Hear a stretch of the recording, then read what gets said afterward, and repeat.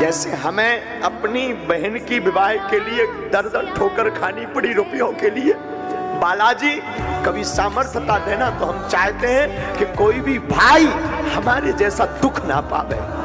एक भाई पर क्या गुजरती है भाई जानता है। नमस्कार दोस्तों, आज हम आपको एक ऐसे संत, एक ऐसे आध्यात्मिक गुरु की कहानी सुनाने जा रहे हैं जिन्होंने लाखों लोगों के जीवन को बदल दिया है, जिनकी वाणी में भक्ति है, जिनकी दृष्टि में करुणा है और जिनकी साधना में भगवान की शक्ति है। हम बात कर रहे हैं बागेश्वर धाम सरकार, जिन्हें धीरेन्द्र कृष्ण शास्त्री के नाम से भी जाना जाता है। धीरेन्द्र कृष्ण शास्त्री का जन्म 4 जुलाई 1996 को मध्य प्रदेश के नरसिंहपुर जिले के एक छोटे से गांव गाडरवारा में हुआ था। इनका बचपन अत्यंत साधारण था। परिवार धार्मिक था। घर में रामायण और पूजा पाठ का माहौल हमेशा बना रहता था।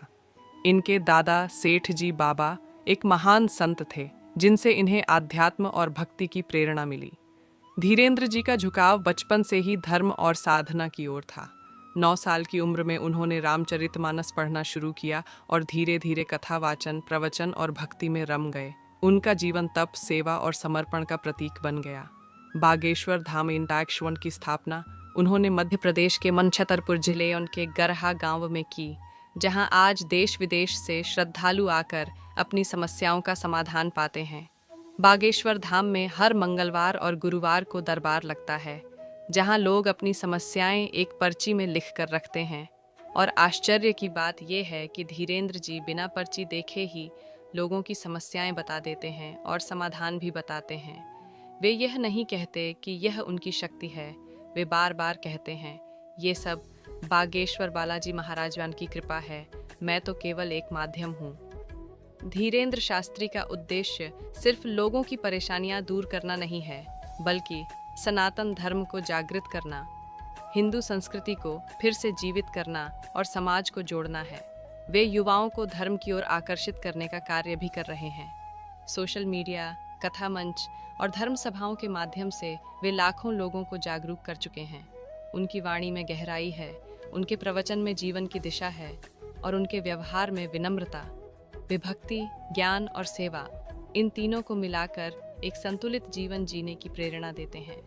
धीरेन्द्र कृष्ण शास्त्री ने कई समाजसेवी कार्य भी किए हैं, जैसे गरीबों को भोजन, शिक्षा और चिकित्सा की सुविधा उपलब्ध कराना।